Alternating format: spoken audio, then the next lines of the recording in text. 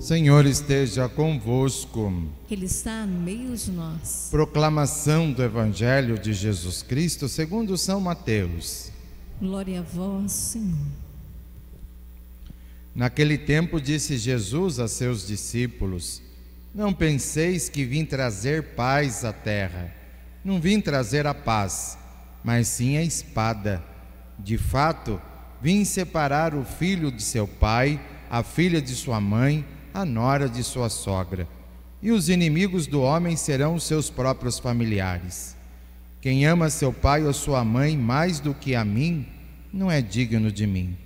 Quem ama seu filho ou sua filha mais do que a mim, não é digno de mim. Quem não toma sua cruz e não me segue, não é digno de mim. Quem procura conservar a sua vida, vai perdê-la. E quem perder a sua vida por causa de mim, vai encontrá-la. Quem vos recebe, a mim recebe. E quem me recebe, recebe aquele que me enviou. Quem recebe um profeta por ser profeta, receberá a recompensa de profeta. E quem recebe um justo por ser justo, receberá a recompensa do justo. Quem dera, ainda que seja, apenas um copo com água fresca a um desses pequeninos, por ser meu discípulo, em verdade vos digo, não se perderá a sua recompensa. Quando Jesus acabou de dar essas instruções aos 12 discípulos, partiu daí, a fim de ensinar e pregar nas cidades deles. Palavra da salvação. Glória a vós, Senhor. Muito bem, podemos nos assentar. Queridos irmãos e irmãs aqui reunidos, irmãos e irmãs que rezam conosco pelos meios de comunicação deste santuário. Primeira leitura, tirado do profeta Isaías, e Isaías então vai denunciar a forma como o povo vivia a religião naquele tempo, no seu tempo, principalmente em questão aos cultos. Em resumo, o que o profeta Isaías quer dizer para nós? É muito triste um culto desligado da realidade que a gente vive. A verdadeira missa que a gente participa, a verdadeira devoção que a gente tem, é quando ela está ligada à nossa vida. É quando a gente reza a partir da nossa vida. Não basta vir à missa só por obrigação religiosa, ou por um dado cultural. Minha avó me ensinou a vir, e a minha avó falou que se eu não vier, eu estou no inferno. Não.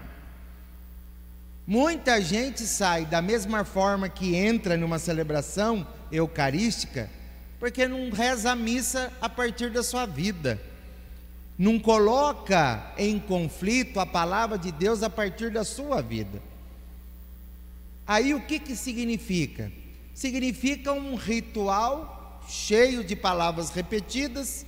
Sabemos o momento que senta, o momento que levanta, mas depois não levamos nada para dentro da nossa casa, para a nossa vida. É isso que o profeta Isaías aqui está falando, está denunciando.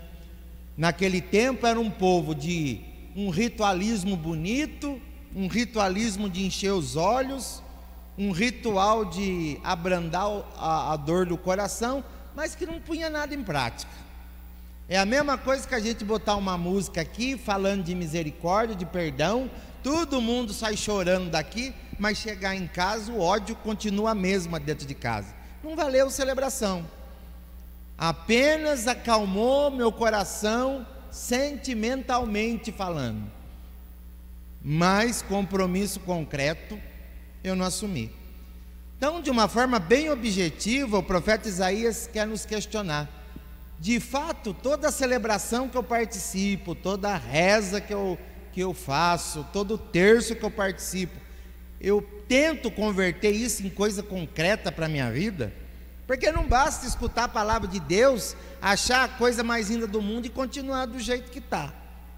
Não vai fazer diferença nenhuma para nós. Agora, a partir do momento que eu venho para a missa, ou que eu participo de uma celebração, ou que eu reze um santo terço, e em uma meditação eu saia comprometido com alguma coisa concreta, a partir da minha vida, aí eu vou dizer para vocês, estamos vivendo a verdadeira celebração, a verdadeira missa. Aí tem valor aquilo que se fala, aquilo que se reza, aquilo que se medita. Mas se a gente vem somente por uma obrigação ou por um costume social, que fruto que a gente vai ver? É por isso que muita gente fala: do mesmo jeito que eu entro, é o mesmo jeito que eu saio. Aí eu questiono: mas de que jeito se entrou para a missa? E de que jeito a gente sai para uma missa? A mesma coisa serve para eu que sou padre. Você estuda 4 anos teologia, tentamos passar o máximo de fidelidade possível aquilo que é da vontade de Deus, mas se eu pessoalmente também não me coloco no grupo daqueles que têm que viver, posso ser taxado de um bom teólogo, mas de um péssimo cristão, se eu não procuro, a partir daquilo que eu acredito, começar a viver dentro da minha casa, na minha intimidade com a minha família. Posso até celebrar uma missa linda, mas que eu não vou ver frutos da minha vida. Aí a gente cai no perigo de ser bons profissionais do altar. Esse é o grande perigo do sacerdote: ser um bom profissional do altar, mas de uma vivência fraca ou quase inexistente. É claro que a graça continua caindo sobre aquele que participa da missa do padre, mas a coisa aí vai ser comigo, eu e Deus. E Deus certamente há de me questionar: nossa, você fez teologia 4 anos, filosofia 3 anos, mas cadê os frutos da sua vivência? Ah, Senhor Deus, está tudo nos livros de teologia. Ah, então não conheço você, nunca vi mais feio. E a mesma coisa questiona todos nós que somos batizados. O importante é a gente, cada vez que a gente está diante da palavra, é a gente confrontar a nossa vida, e cada celebração é a gente sair compromissado de fato. Mesmo que daqui a 10 minutos que a gente saia compromissado daqui, a gente ainda vai errar, a gente ainda vai distorcer, mas pelo menos a gente sai compromissado com alguma coisa concreta. Aí a gente vai ver mudanças na nossa vida a partir da palavra. Porque enquanto a gente tenta buscar a Deus só de uma forma superficial, muito racional e pouco comprometedora, não vamos ver mudança nenhuma na nossa vida. O importante é cada um de nós, dentro da nossa realidade, nas nossas virtudes e nas nossas fraquezas, fazer da celebração, do ritual, um momento de encontro com Deus, de fortalecimento da fé e de tomada de consciência daquilo que a gente tem que mudar e daquilo que a gente tem que melhorar na nossa vida. Aí veremos bons frutos. Por isso, hoje no Evangelho, Jesus então, no Evangelho de hoje, vai deixar para os apóstolos recomendações, muito mais do que recomendações, instruções nos quais eles eram preciso viver, se de fato quisessem ser apóstolos. Já nos perturba a palavra de Jesus quando ele fala no começo do Evangelho: não penseis que vim trazer paz à terra. Não vim trazer paz, mas sim a espada. Então Jesus não é o Senhor da paz, não é o príncipe da paz, que a gente tanto fala no primeiro dia do ano, quando a gente celebra o primeiro dia do ano, Dia Mundial da Paz. Está lá a primeira leitura que fala da vinda do príncipe da paz. Jesus não é o príncipe da paz? É claro que ele é o príncipe da paz. Porém, a paz que Jesus anuncia não é uma paz pacífica, é uma paz de luta. Tem como a gente ficar de braço cruzado diante de tanta coisa errada, internamente falando, dentro da nossa casa e na sociedade de um modo geral? Paz para Jesus não é aquela água parada na beira da estrada, não é a paz de uma samambaia no canto da parede de casa. É uma paz de sobriedade, mas de luta. Daquele que, quando vê a coisa errada, não fica de braço cruzado esperando que a coisa vá acontecer sem um esforço, sem a luta. Entendamos o que é paz para Jesus. O reino não vem pronto. O reino vem à medida que a gente vai assumindo as coisas de Deus. É como aquela pessoa que vive rezando para a casa dela ser direita, para a casa dela ter paz, mas ela não toma consciência que ela é a primeira pessoa que tem que mudar para que a casa viva em paz, que a conversão primeira é dela. Não vale de nada.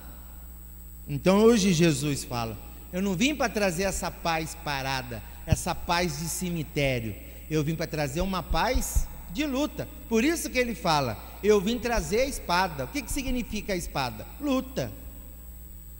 Se eu quero que a coisa seja diferente, eu tenho que começar a luta por mim, olhando dentro de mim, para depois motivar os outros a lutar.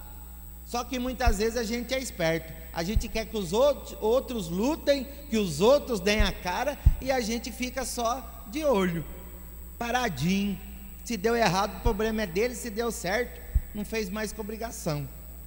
Até que ponto a gente está comprometido de verdade com o reino de Deus, com a causa do reino de Deus?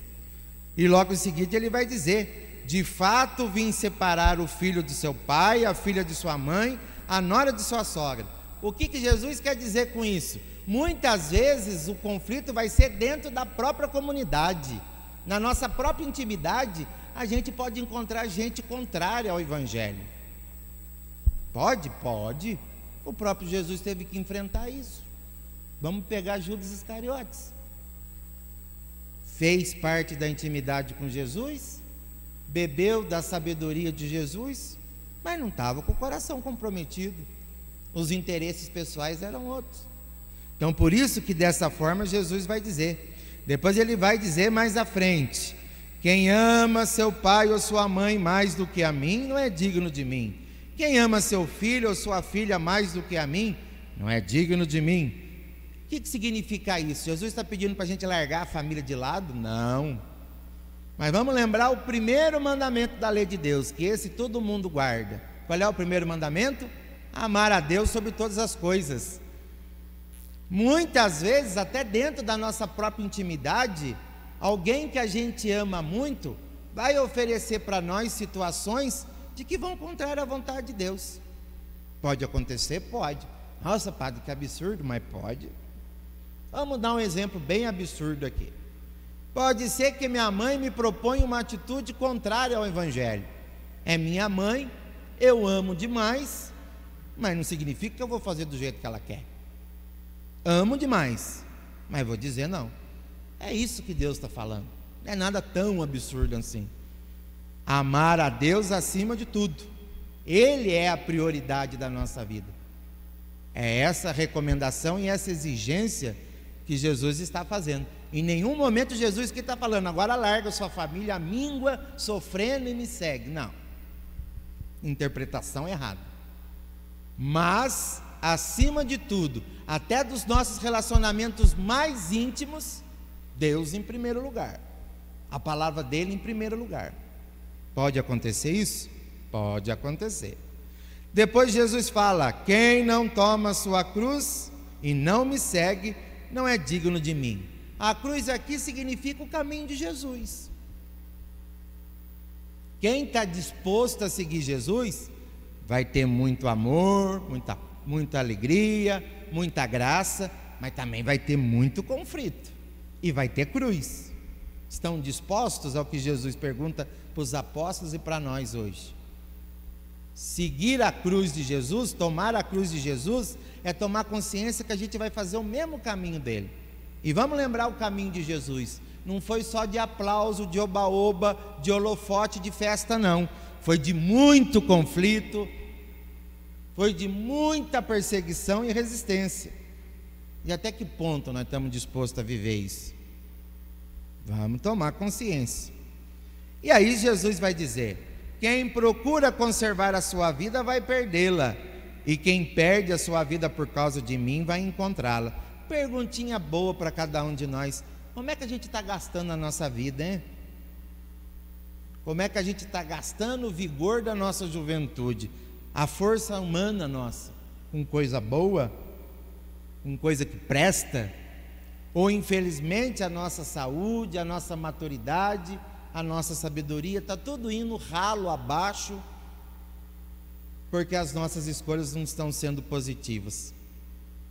Um exemplo bobo para a gente entender esse versículo: é sábio o homem que gasta a sua vida pelo bem da sua família. Ele gasta a sua saúde, ele gasta a sua sabedoria pelo bem da sua família, que protege a sua família, que ampara a sua família, que está disposto a dar sua vida por sua família, porque para ele é um tesouro. É isso que Jesus está perguntando. Todos nós estamos gastando a nossa vida com o quê? Com coisa boa? Com coisa saudável? Ou não? Tem muita gente que tenta conservar a sua vida, ou seja, não gasta bem a sua energia, a sua vida, a sua sabedoria. Conservar no sentido de não se comprometer com as coisas boas. Pensa que está conservando, mas vai perdê-la. Quem vos recebe, a mim recebe. Quem me recebe, recebe aquele que me enviou. É aquilo. Quem rejeita Jesus, rejeita a salvação. E quem rejeita Jesus, rejeita o próprio Pai, o próprio Deus. E tudo isso tem uma consequência.